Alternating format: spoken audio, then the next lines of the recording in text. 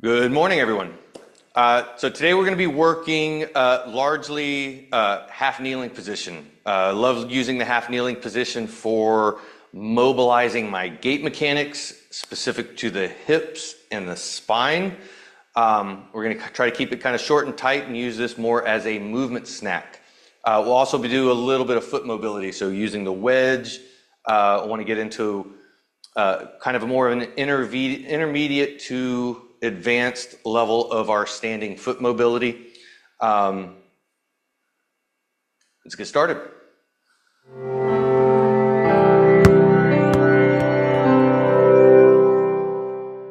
So we're going to start with our crocodile breath, doing standing crocodile breath. So I want to have feet about shoulder width apart. Want to feel that kind of rock forward and backwards, heels to the ball of the feet, so that we can find that kind of dead center where our center of gravity is right through the arch of the feet. Even weight on the heels, even weight on the balls of the feet. Making our nice big C shapes with our hands. Hands are going below the rib cage, above the hip bones in that nice meaty section of the abdominal wall. Thumbs are going to go in the back so that we can feel some of that low back musculature. Index fingers are wrapping around so that we get a little bit of the abdominal musculature. Palms are pressing into that side body space.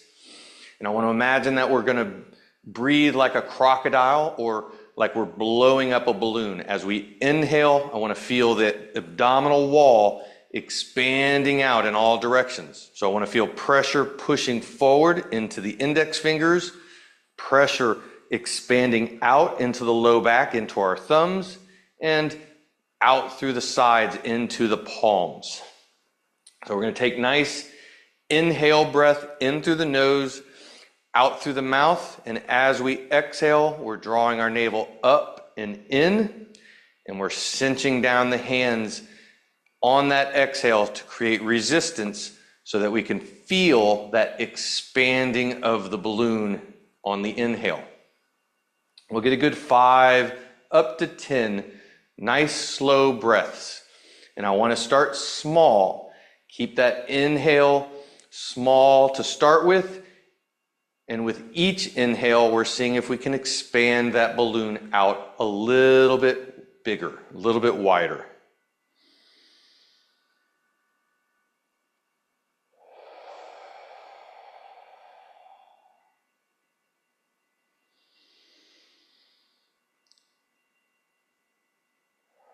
As you're getting into this breath, a few other things that we can kind of focus on. I want to stay nice and tall through the spine, so I don't want to feel myself getting slouching, folding over as I go. I want to feel that nice height of the spine. As we inhale, we're going to be filling up into tension. As we exhale, notice if you're holding tension in the shoulders, if you're holding the shoulders tight and rigid. Allow the shoulders to soften. Feel those shoulder blades soften down to the floor on the exhale. Let that focus of inhale be just at that abdominal wall section of the body. I don't want it to come up too much other than maintaining the height of the spine. Again, if you feel the shoulders tensing up, allow them to soften down on that exhale.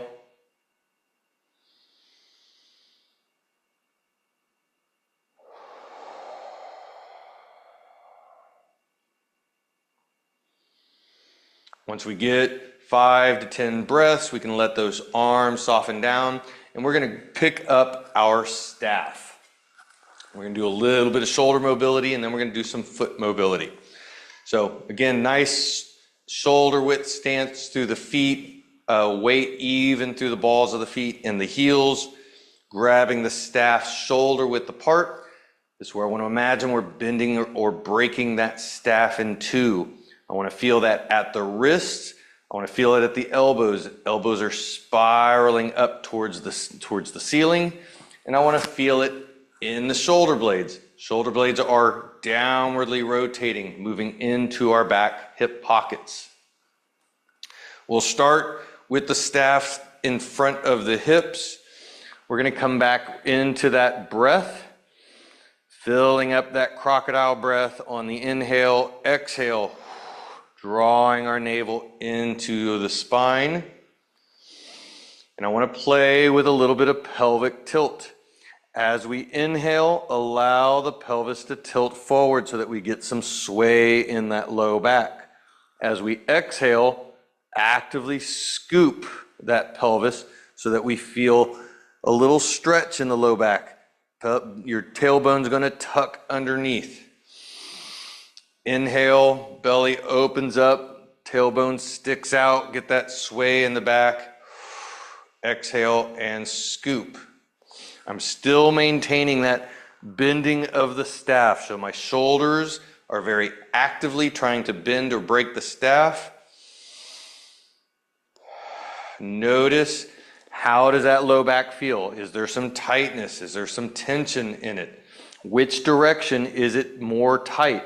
Is it more tight as you inhale, going forward with the pelvis, taking that low back into extension? Or is it tighter as you scoop, taking that low back into flexion?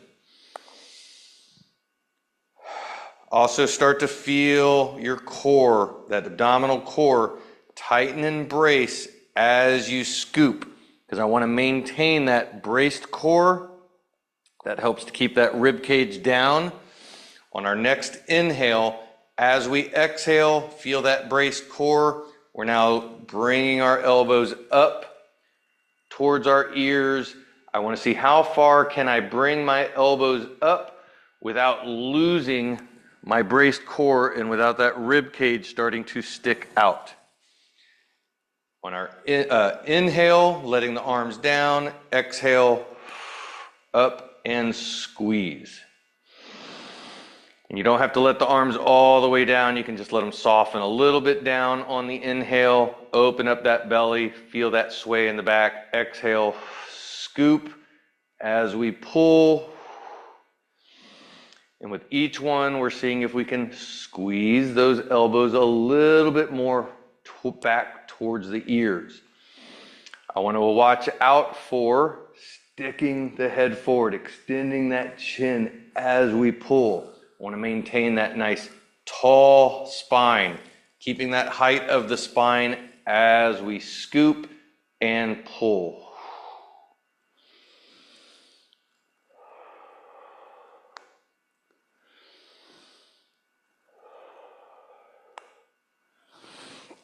After about 10, we'll flip the staff so that it's behind the body. Palms are facing backwards.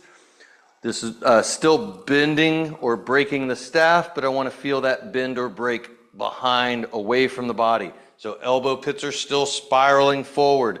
Shoulder blades are still packing down and back. From here, nice inhale. We can fill up that nice crocodile breath. Pelvis is still tilting forward. Exhale, scoop as we lift elbows up towards the ceiling. Inhale as we let it soften. Exhale as we scoop and lift. As we lift, I want to continue to actively try to bend or break the staff. I want to make sure that the shoulder blades are not rounding forward as we lift. I want to keep that chest open as we lift, which means I have to continue to actively try to bend the staff. Go slow on this. Don't rush it. Nice slow inhale, nice slow exhale. The staff is moving at the speed of your breath. After about 10 reps, we're going to flip the palms to the opposite side of the staff, doing the same thing, still continuing to bend the staff away from the body. So we still have that nice open chest. Shoulder blades are still packed down towards the hips as we exhale and scoop. Inhale, opening up the belly, nice sway in the back as we soften the shoulders.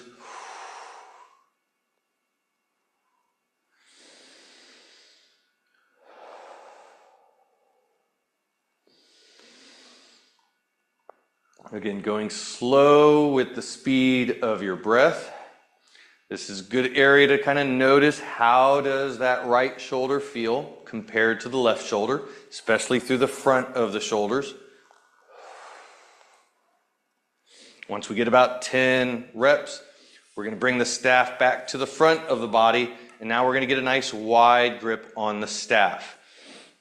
From here, we're playing with seeing how far can we bring that staff up to the head, over the head, and beyond.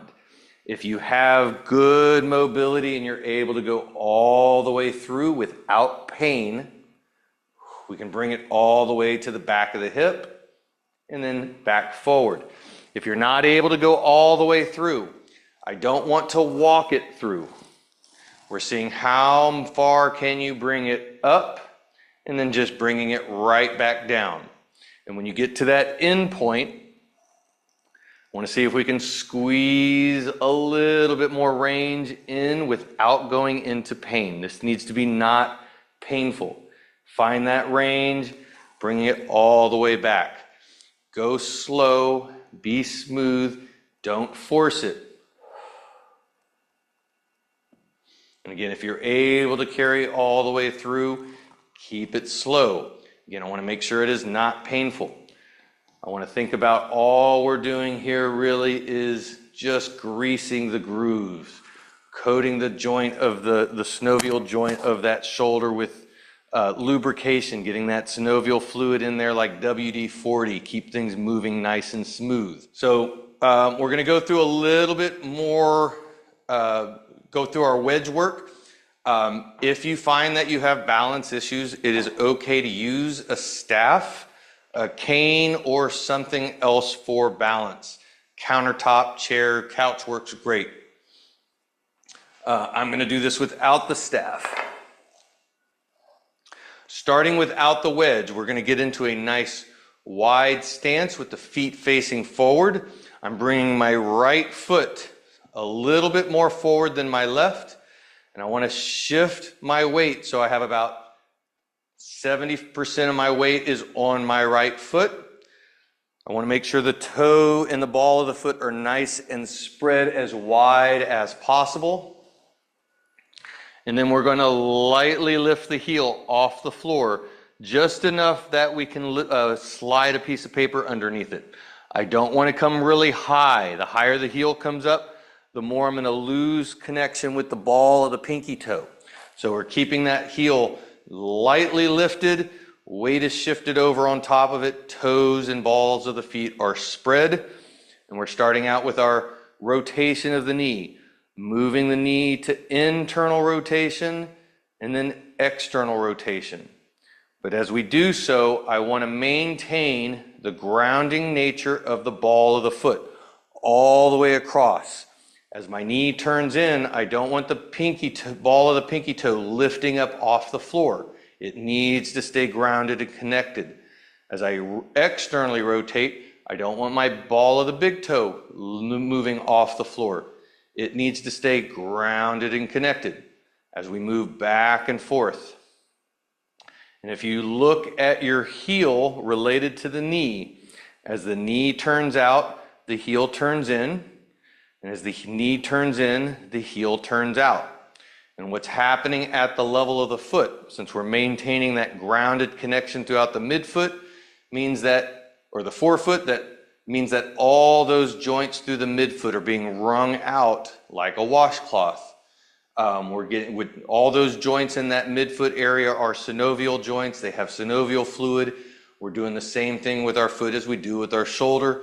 We're just coating those joints with synovial fluid, basically spraying some WD-40 in there to make sure that everything is able to move. We're then going to, now we're going to take our left foot and we're going to walk it a little bit forward, but we're still focusing on that back foot. We're shifting weight onto the left side, but that right foot is still the foot that we're focusing on. Ball of the foot is still spread. I'm now reaching the heel to the floor without shifting my weight back onto it. and actively reaching my knee like I'm trying to touch the wall behind me. The more I'm able to root that heel down and reach the knee back, you may feel some stretch through the front of that hip. From here, we're going to soften that back knee. We're going to plant through the ball of the foot and drive that heel straight up to the ceiling.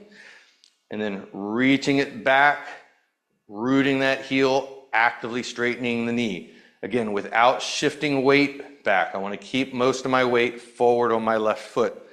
Moving back and forth, driving through that ball of the foot, and then reaching the heel to the floor, actively straightening that knee. Once we get about 5 of those, I'm now going to play with that internal to external rotation of the knee.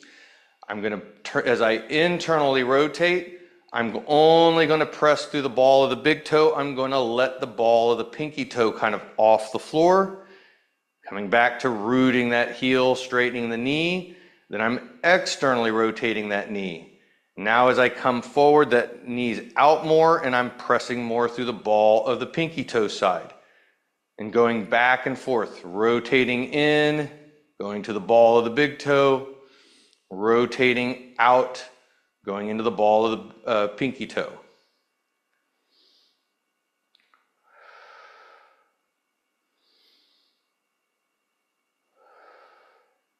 Good. Then we're going to switch legs. So we're already in position. Left leg is forward. Spread the ball of that the left foot wide.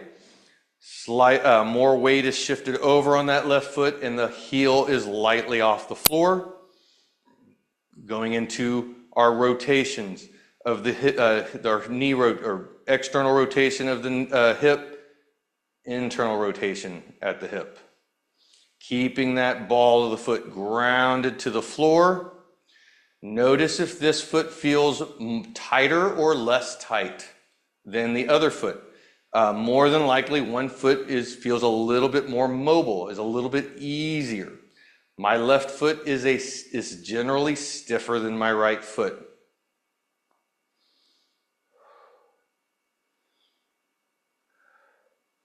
Once we get about 5 reps on that, we're going to take that right foot, step it forward, shift weight now onto that right foot, reach that left heel back without shifting your weight onto it, actively straightening that knee. Again, can you feel that stretch through the front of the hip? Softening the knee, planting through the ball of the foot, drive that heel straight up to the ceiling, then actively reach the heel to the floor, actively reach the knee behind you.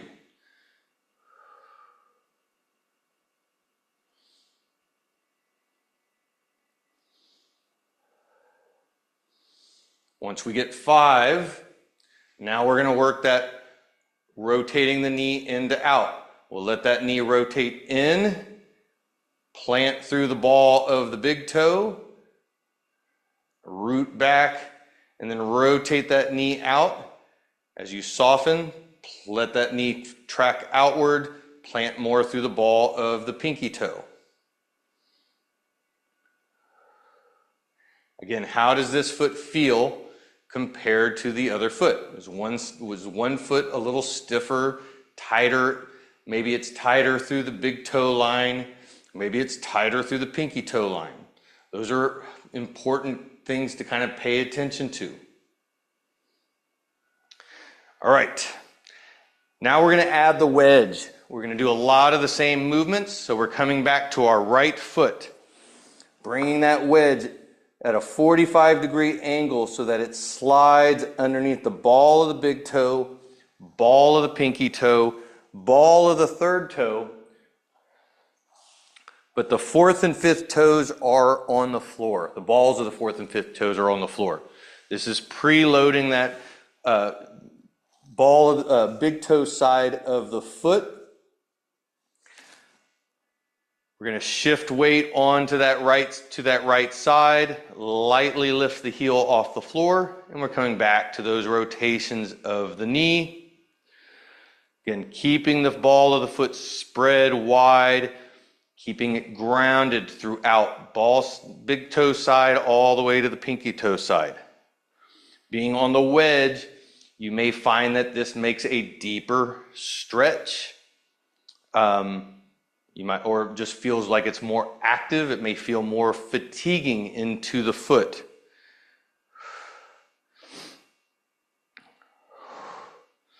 Once we get 5 reps, bringing that back foot forward, shifting it weight to the left foot. We're still focusing on that back leg. Actively reaching the heel to the floor, actively straightening the knee to the wall behind. And then softening, planting through the ball of the big toe, actively reaching the heel, actively straightening the knee.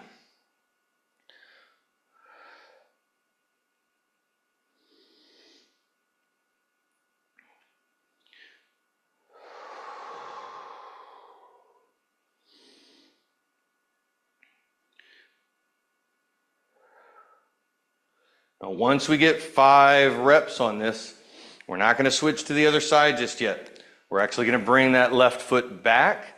And now we're going to take the wedge and we're going to slide it at a 45-degree angle through the ball of the pinky toe side. So the wedge will go underneath the ball of the pinky toe, the ball of the 4th toe, and the ball of the 3rd toe. But the big toe and the 2nd toe are still on the floor.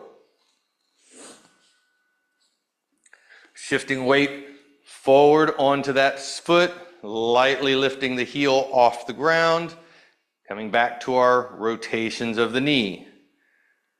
Again, keep the ball of the foot spread as wide as you can, and try not to lose grounded connection of the ball of the big toe or ball of the pinky toe, depending, where that knee is tracking. I don't want that big pinky toe coming up when the knee goes in. I don't want the big toe coming up when the knee rotates out. Once we get 5 reps, again, bringing that left foot forward, shifting weight onto the left side, still working that right leg. Actively reach that heel to the floor, actively straighten the knee. Then when we soften that knee and plant straight through, we're now feeling that pressure through the ball, the pinky toe side more. Actively reaching the knee, actively reaching the heel, actively reaching that knee to the wall behind us. And again, just 5 reps of each of these.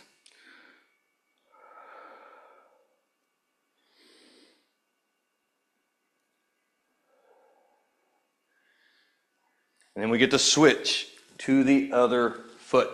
So, left foot is now forward, sliding the wedge so that it goes underneath the ball of the big toe, 2nd toe, and 3rd toes. 4th and 5th knuckles of the ball, 4th and 5th are still on the floor. Spread the ball of the foot wide as you can. Lightly lift that heel off the floor. Shift weight lightly over onto that leg.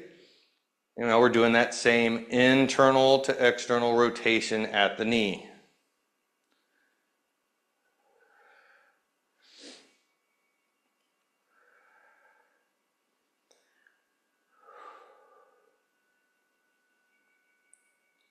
Once we get 5 reps, we're taking that back foot, stepping it forward, shifting weight more onto that side, actively reaching through the heel to the floor, actively straightening that knee, feel that stretch lightly through the front of the hip, and then soften the knee, planting more into the ball of the big toe side, driving that heel up to the ceiling lightly, and then reaching that heel back down, straightening the knee.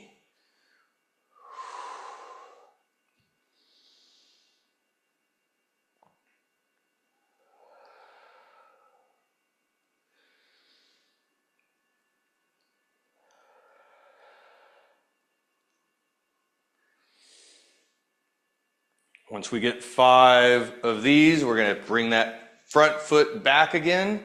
We're going to replace the wedge to the outside pinky toe side. Ball of the pinky toe, ball of the 4th toe, ball of the 3rd toe. Big toe and 2nd toe are still on the floor. Weight shifts onto that leg, lightly lift the heel, keep the ball of the foot spread wide, working that internal to external rotation. Again, notice how does this foot feel compared to the other foot.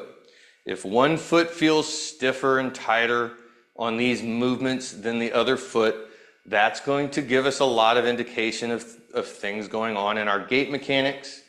So it's just, I want to maintain as much mobility in both feet. I'm trying to maintain as much balance in both feet as possible.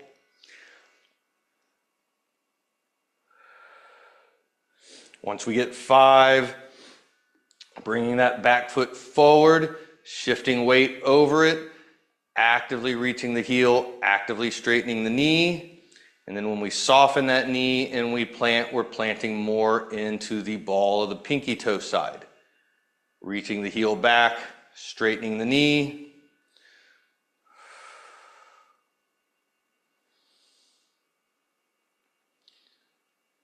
By the time we get to the end of this, you may find that your feet are getting a little fatigued, like they've gotten some work.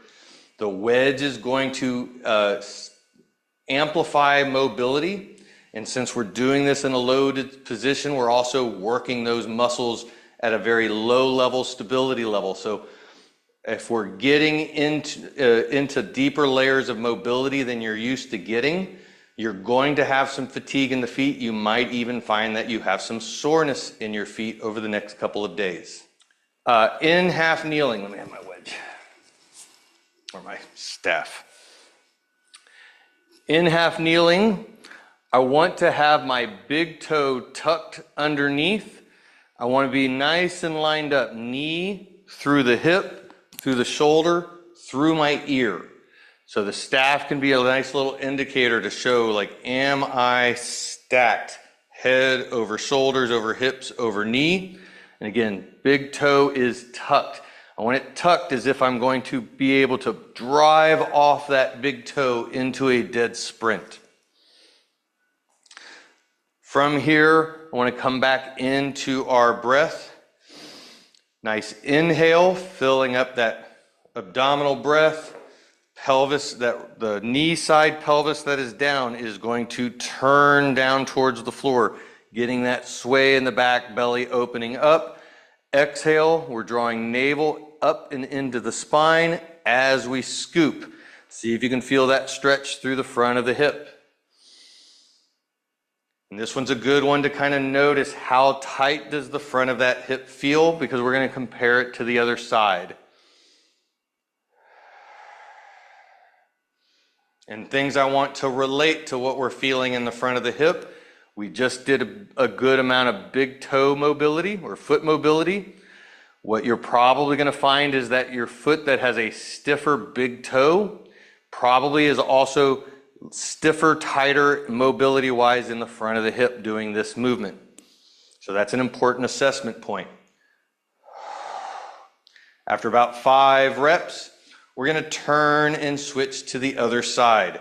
Again, big toe tucked underneath, nicely stacked, shoulder, ear over hip, over knee. Inhale, fills up that belly, nice sway in the back. Exhale, drawing the navel up and in as we scoop.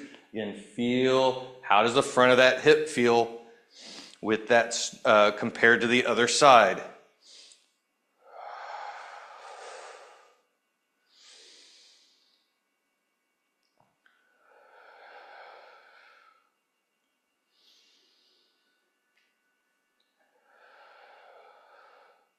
Once we do 5 on that side, we're going to switch back to the other side. Now we're going to do the same movement with the scoop, but we're going to add a lunge to it. And our lunge is going to pull us out of that scoop. It's impossible to lunge forward and maintain that same scoop of the pelvis. However, I want to try to actively resist losing that scoop. So when we're stacked at the top, we're exhale, draw that navel in, scoop, and really try to hold that scoop. And from here, we're lunging forward. In my lunge, I don't want to lunge forward where I'm moving my head forward of my shoulders, forward of my hips. I want to keep head, shoulder, and hips together as I slide them forward as one unit.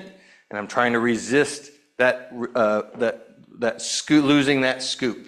When we come back up, nice inhale, exhale, reacquire your scoop, and then feel that nice slow lunge forward as you exhale. Inhale brings us back up. Exhale, scoop, and drawing out that traction stretch of that lunge.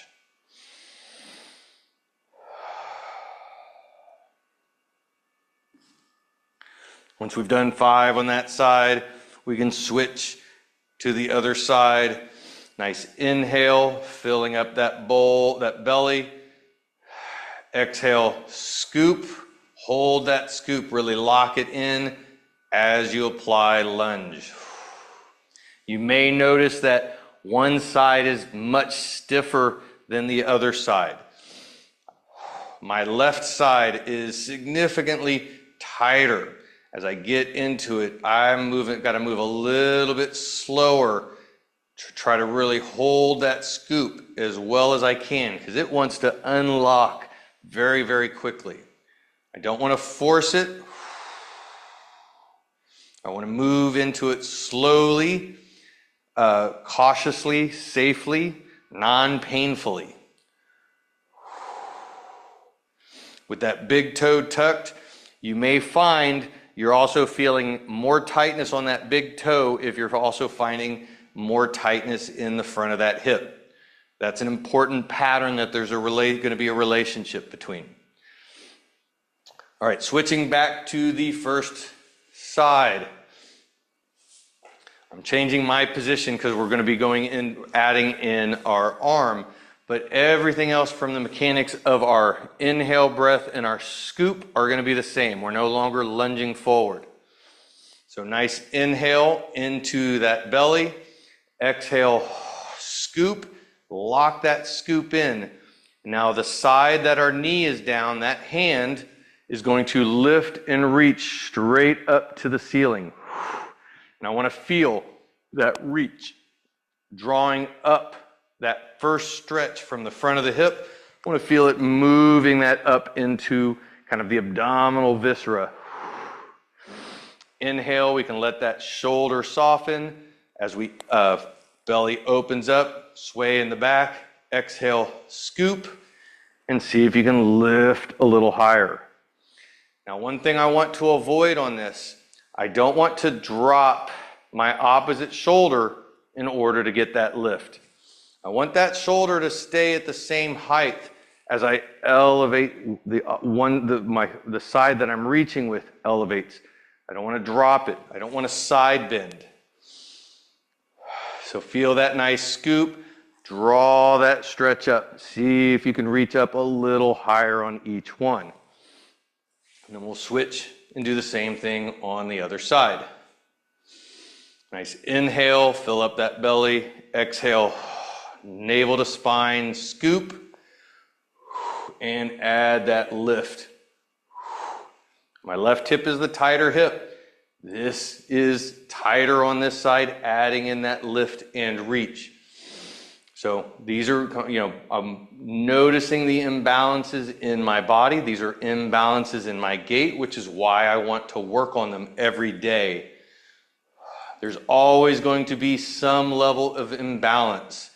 But if I don't work to have better balance, then the imbalance will continue to wind itself more and more every day. So what is a little bit of an imbalance today will grow in its imbalance day after day if I'm not working in order to bring a little bit closer to balance back into my body.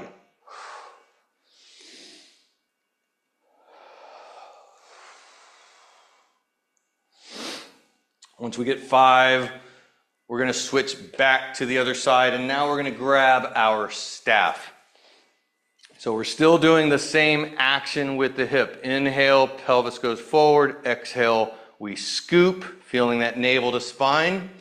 We're now going to bring the staff so that it's resting on the front tips of both shoulders. Let your elbows lift up, and we're going to cross hands to hold the staff in place. The staff is here in order to help keep our shoulders square together. I want our shoulders moving as one unit. We're going to now go into rotation. So inhale into that belly. As we exhale, scoop, locking into that back hip. We're now letting the shoulders turn as far as they can towards the wall at our side. Inhale, we bring it back forward, filling up that belly, pelvis tilts forward. One other thing I want to do here is I want to find a point on the wall in front of us and stare at that point. Don't take your eyes, that helps. I want to keep our head in one position as we move and rotate around it. So as you scoop, eyes are fixed forward. We're seeing how far can you rotate and squeeze into it. Feel that abdominal core, really the oblique core, engage as you squeeze. Inhale as you bring it back to the front. And one last little point to pay attention to is as I turn and rotate, I don't want my knee to turn with me. I need my lower body to be maintaining a counter rotation. So if anything, I want to feel my lower body moving in the opposite direction from the direction that I am turning.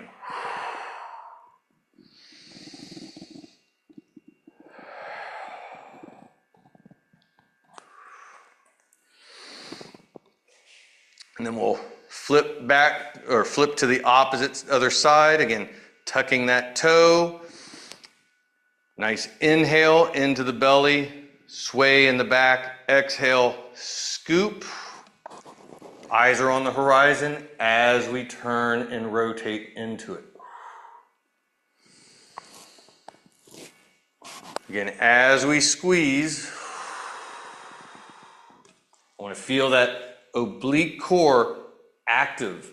As I squeeze into it, I'm still actively scooping at the pelvis too. So really I should feel this stretch at the front of the hip, moving in an oblique direction as I rotate.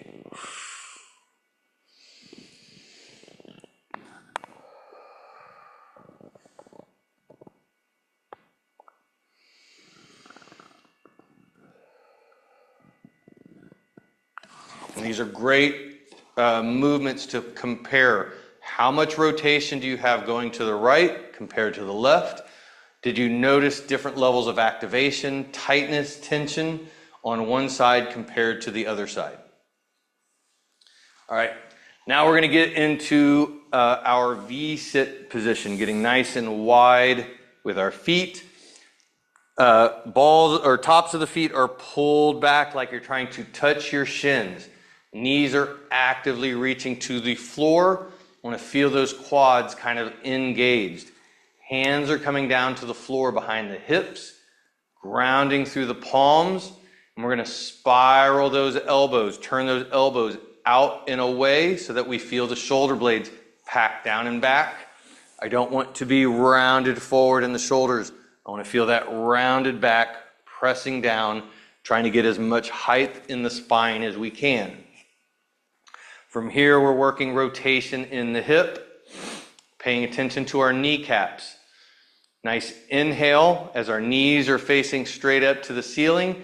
Exhale as we turn the knees out as if you're trying to touch the floor on the outside of the legs. Inhale as we bring them back up to center. Exhale as we try to touch the floor to the inside of our legs. Keep those feet actively pulled towards the shin. Keep the knees actively reaching down to the floor. The more active you are in the knee and the foot, the the deeper you should feel this mobility in the hip, especially getting into those deep rotators of the hip. And notice how much rotation do you have on your right leg compared to your left leg. How far does that knee travel in on both sides? How far does it travel out? Where does it feel tight? Do you feel tighter on one side than you do on the other? And how does that tightness relate to the range of motion? If one side moves more than the other side, does the tightness correlate to that? You might find that the side that moves more also feels tighter, which might sound counterintuitive.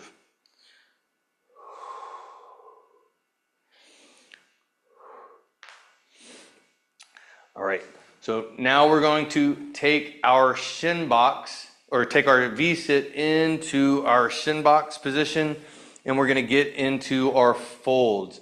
And I wanna work folds going side to side. But I kind of want to go through our V-sit as our transition.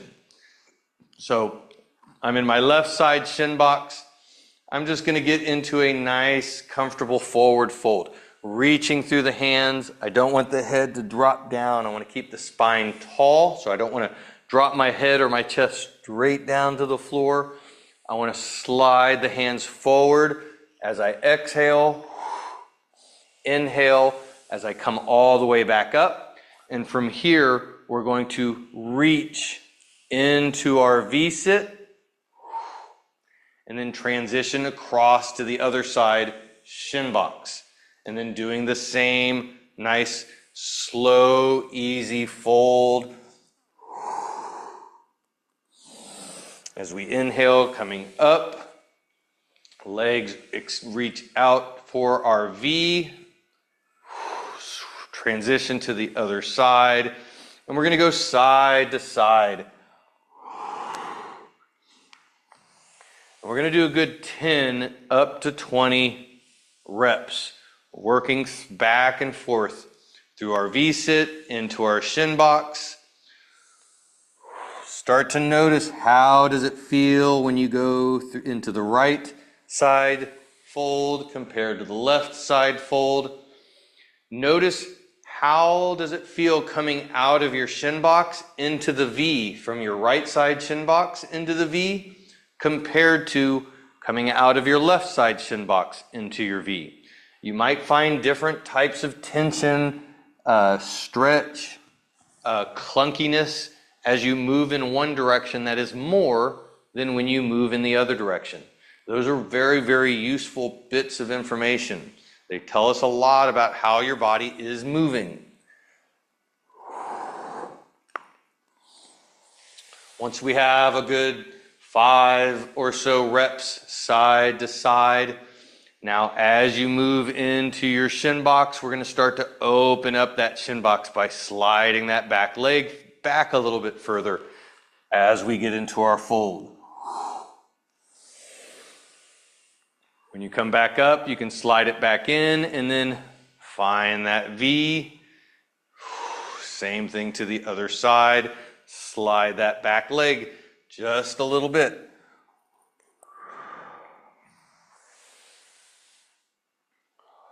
And with each one, we can start to slide that back leg a little bit more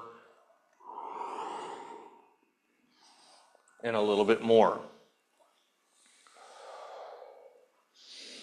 From this action of going from shin box into V and back, you might find that you kind of scooch forward and you have to reorientate yourself back to the back of your mat or to the back of the floor.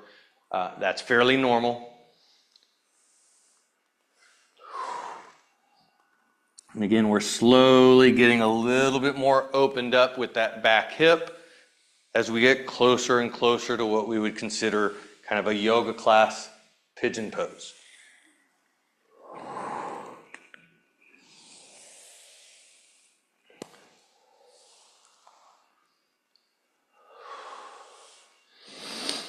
And we'll get a good 2, maybe 3 more side to side.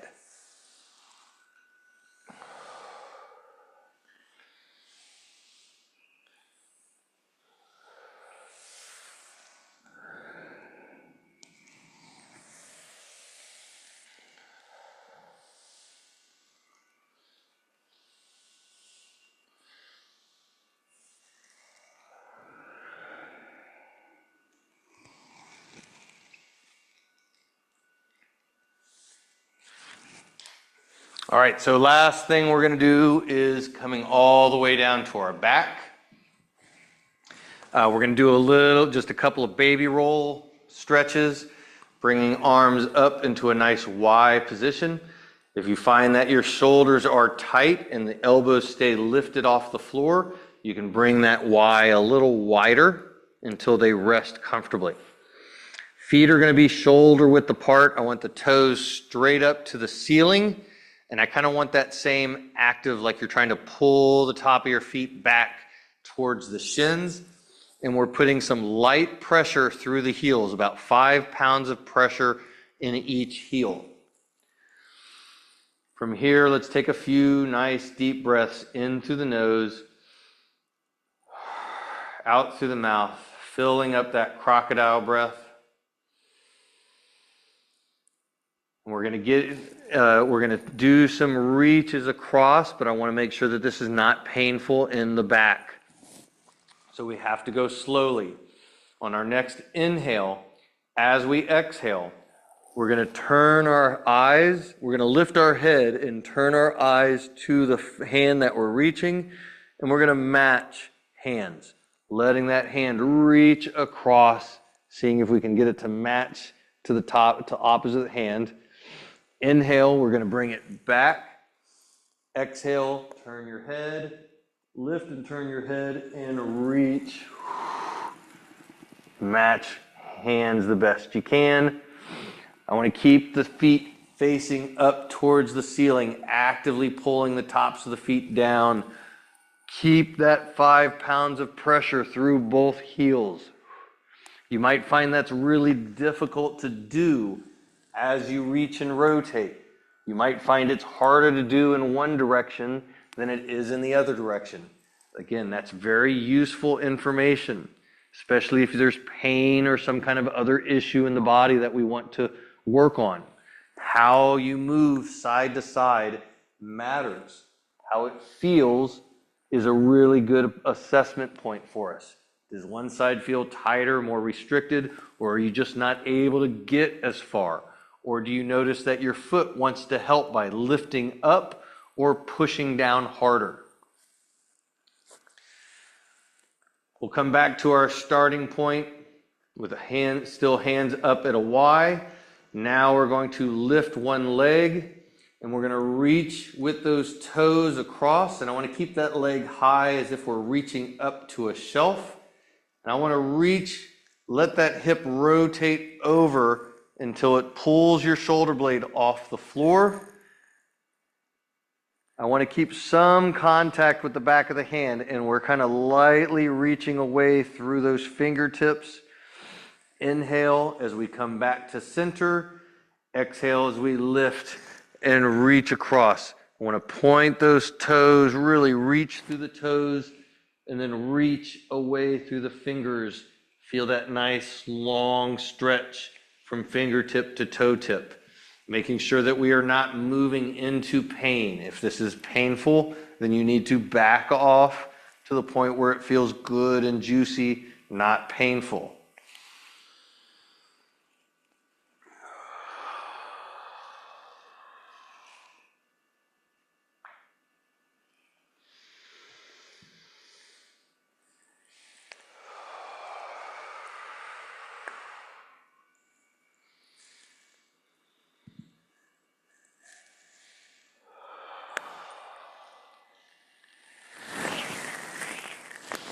Once we get good and balanced side to side, we'll come back to the floor, bring our feet flat, knees bent.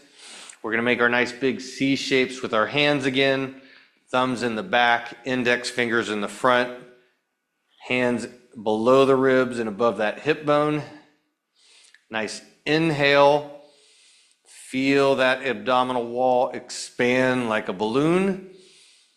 Exhale, navel to spine as you cinch the hands down to create more resistance for your next inhale breath. As you inhale, you're breathing into tension. As you exhale, notice the shoulders, allow them to soften to the floor. Don't hold tension in them. Don't feel them lifting up. Allow them to soften down to the floor.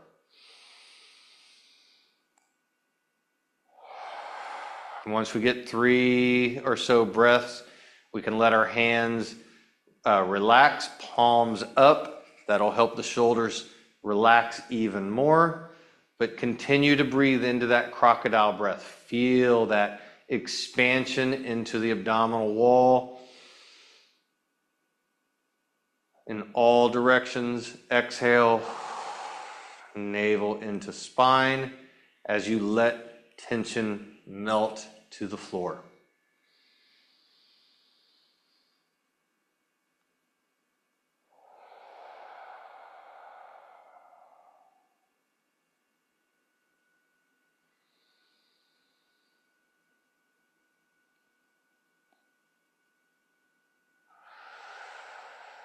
Last area we'll kind of focus on is allowing that breath to move into the ribs, into the chest, into the upper back and neck. Same crocodile or balloon idea, just not focusing on the abdominal wall so much. Feel it expand like a balloon on the inhale, breathing into tension, and then exhale, allow that tension to just melt into the floor.